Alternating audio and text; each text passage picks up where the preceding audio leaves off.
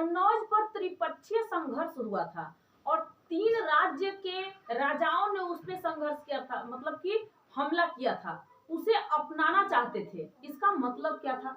मान लीजिए कि जब कन्नौज का राजा हर्षवर्धन थे, जब हम मतलब वर्धन वंश के बारे में पढ़ रहे थे, तो उसमें हमें पता चला कि हर्षवर्धन जो था तो वो अपनी बहन को बैठाया था कन्नौज के, उसकी बहन वहां शादी उसकी हुई थी कन्नौज के राजा के, जो था एक ग्रहवर्मन की पत्नी थी राजश्री। और राजश्री मतलब किसकी बहन थी? ये हर्षवर्धन की बहन राजश्री थी। उस समय शादी हुआ था उसका, किससे? ग्रहवर्मन से।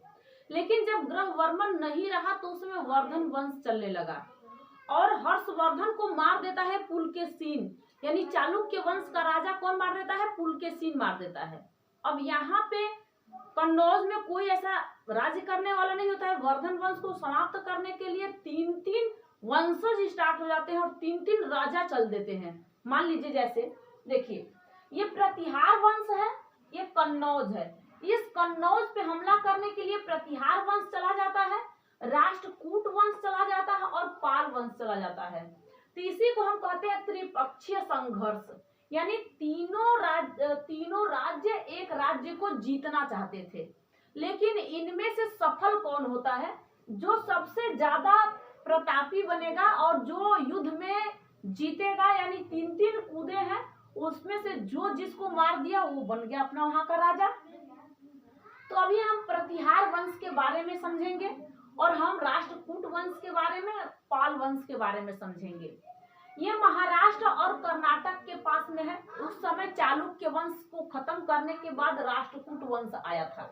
यहाँ पे चालुक्य वंश जो आप पढ़े थे, उस चालुक्य वंश में जितने, जैसे पुलकेशिन आया था ना, तो पुलकेशिन ने कन्नौज के राजा हर्षवर्धन को खत्म कर दिया था। किसके? कन्नौज के राजा हर्षवर्धन को पुलकेशिन ने खत्म कर देता है और डायरेक्ट आता है यहाँ पे अपना राष्ट्रकूट वालों से फिर ये लड़ाई करता है। देखो इनका कहानी, ये सब ना पहले के जो इतिहास है, इतिहास से आप कुछ भी सीखे तो क्या सीखे हैं कि उस समय बहुत ज्यादा जगह छेकने के लिए, एरिया छेकने के लिए और अपने आप को शक्तिशाली मानने के लिए कि हम शक्तिशाली हैं और युद्ध किया जाता था। पहले का यही नीति थी। तो ये था आपके पूरे भारत के बारे में आप लोग इतिहास में समझ रहे हो। ये उत्तर भारत का हमने पूरा देखा ही है।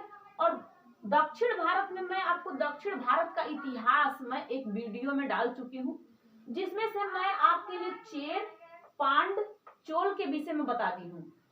जैसे ही राष्ट्रकूट वंश के बारे में बता दी हूँ, चालुक्य वंश के बारे में बता दी हूँ और चोल वंश के बारे में बता दी हूँ। सबके बारे में मैं आपको बता चुकी हूँ। अभी आपको दिक्कत नहीं होने वाला है, लेकिन आपको त्रिपक्षी वाला देखना है कि त्रिपक्षी संघर्ष क्या था। अब त्रिपक्षी संघर्ष में राष्ट्रकूट आए थे लड़ने के लिए, और राष्ट्रकूट का वो कौन सा राजा था जो आया था कन्नौज पे हमला करने के लिए?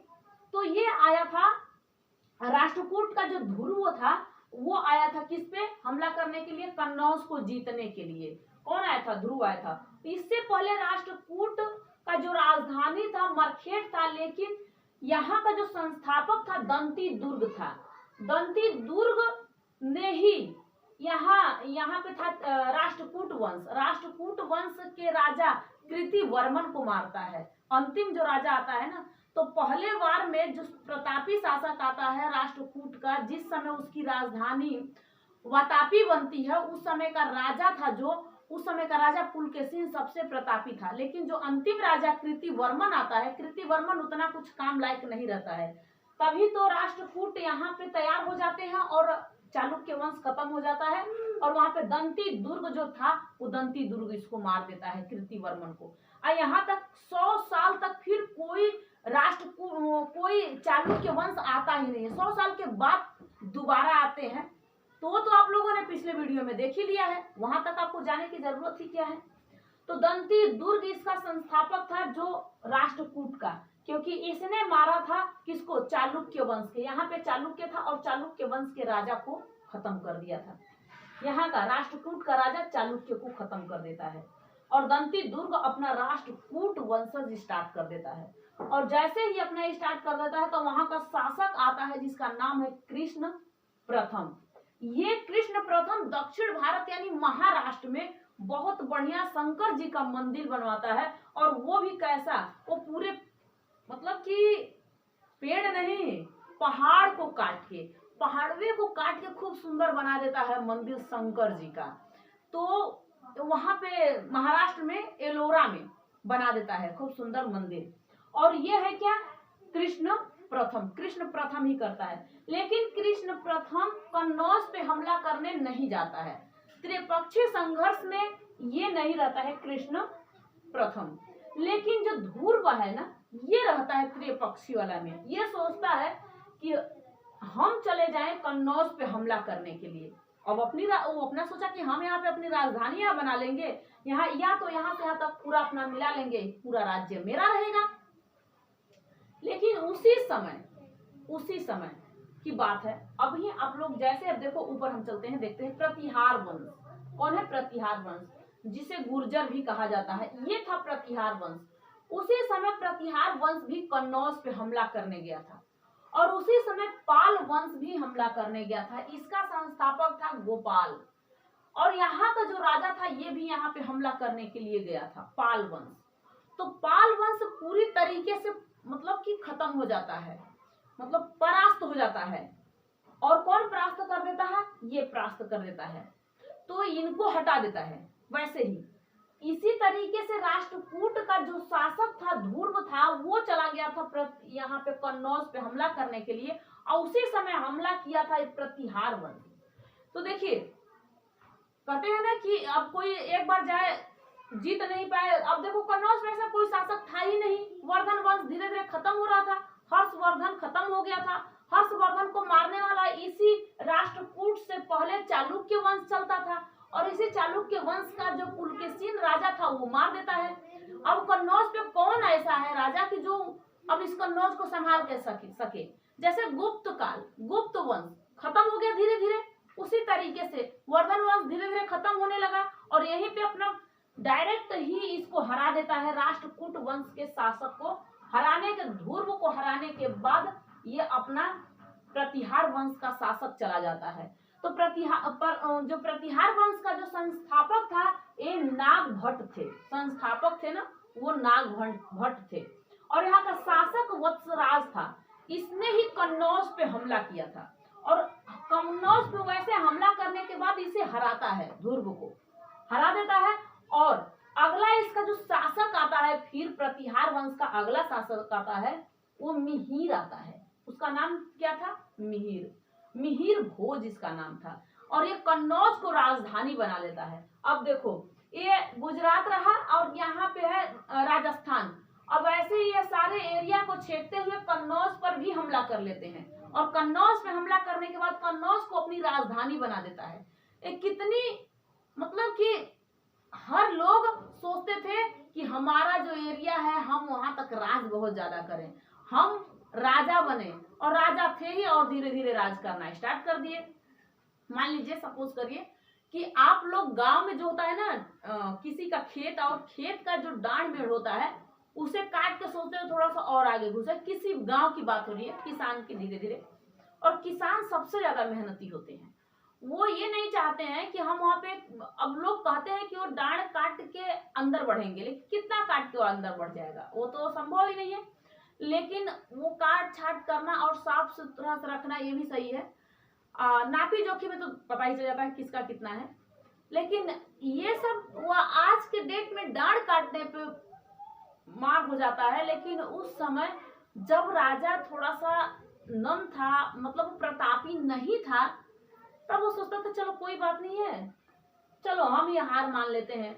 जिस तरीके से सिकंदर चला था, तो आम्बिक जो राजा था कहाँ, यहाँ गंधार का, वो हार मान ही लिया था अपना। लेकिन क्या पंजाब का राजा पोरस हार माना था, या पंजाब का राजा पोरस हार माना था, सिकंदर चला था, नहीं हार माना था। लेकिन यहाँ पे धीरे धीरे हारना है। लेकिन देखिए यहीं पे मानने हार मतलब कि प्रतिहार वंश कन्नौज पे अपना राज करने लगते हैं, और कन्नौज का जो मिहिर भोज था ये कन्नौज को अपनी राजधानी बना देता है। और राजधानी जहां पे है वो एरिया अपना है। जैसे एशिया, एशिया सबसे बड़ा महाद्वीप है, पता है आपको।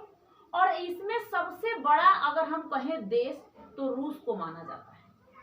लेकिन रूस का जो राजधानी चला जाता है यूरोप में, मॉस्को में, तो बताइए कि अब क्या कहा जाएगा कि अब ये मतलब रूस सबसे बड़ा देश एशिया का है, नहीं कहा जा सकता, क्योंकि अब चला गया है वहां पे यूरोप में, तो वहां का कहा जाएगा।